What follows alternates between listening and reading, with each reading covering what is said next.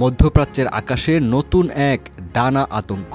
Iran এবার ব্যবহার করছে এমন এক ক্ষেপণাস্ত্র যা একবার আঘাত করলে পুরো শহর কেঁপে উঠতে পারে। ইসরায়েল কাঁপছে কারণ ইরানের এই মরণাস্ত্রের নামই এক কথায় চরম ভয়ঙ্কর, ৮০ মাথার ক্লাস্টার মিসাইল। আপনি কি জানেন একটি মাত্র ক্ষেপণাস্ত্রই প্রচুর ধ্বংস নিয়ে আসতে পারে? চলুন বিস্তারিত জানি। সাম্প্রতিক সামরিক প্রতিবেদনে দেখা গেছে ইরান তাদের ব্যালিস্টিক মিসাইল হামলায় এখন ব্যাপকভাবে ব্যবহার করছে ক্লাস্টার ওয়ারহেড।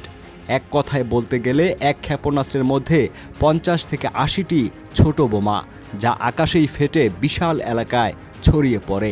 ইসরায়েলের সামরিক বাহিনী জানাচ্ছে এ বছরের মার্চ মাসে প্রায় ৩০০টি হামলার অর্ধেকই ক্লাস্টার বোমা সমৃদ্ধ।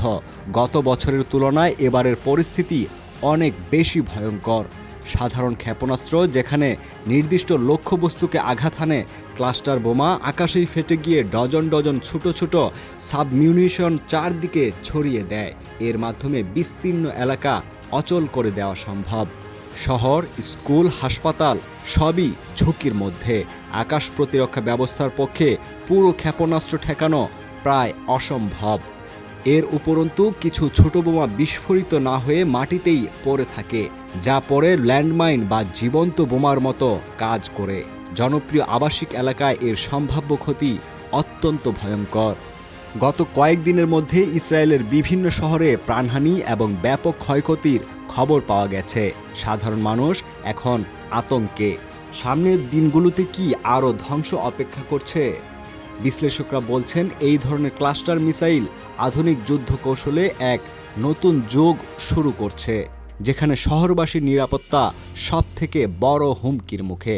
মধ্যপ্রাচ্য এখন যেন এক অচেনা রূপে প্রতিদিন নতুন সংবাদে হাজির। ইরানের ৮০ মাথার ক্ষেপণাস্ত্রের ছায়া ইসরায়েল এবং সমগ্র অঞ্চলের উপর মহা আতঙ্ক তৈরি করেছে। আপনি কি মনে করেন, এই উত্তেজনা থেমে যাবে নাকি আরও বড় ধ্বংস অপেক্ষা করছে? কমেন্টে আপনার মতামত জানাতে ভুলবেন না। ভিডিওটি যদি দরকারি মনে করেন লাইক দিন, শেয়ার করুন এবং মধ্যপ্রাচ্যের সর্বশেষ খবর পেতে আমাদের চ্যানেলে সাবস্ক্রাইব করুন।